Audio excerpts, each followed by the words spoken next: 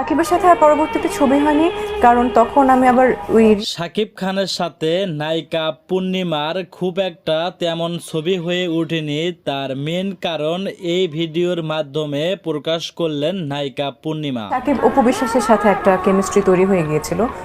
নায়িকা পূর্ণিমা বলে, শাকিব খানের সাথে আমার সিনেমা হওয়ার কথা চলতেছে, আর তার ভিতরেই ঢুকে পড়ে নায়িকা অপু বিশ্বাস। আর তখন নায়িকা অপু বিশ্বাস আর শাকিব খানের জুটিটা খুবই সুন্দর ছিল, যার কারণে দর্শক শাকিব খান আর অপু বিশ্বাসকেই চাইতেছিল। তখন সাকিব অপুকেই চাচ্ছিল।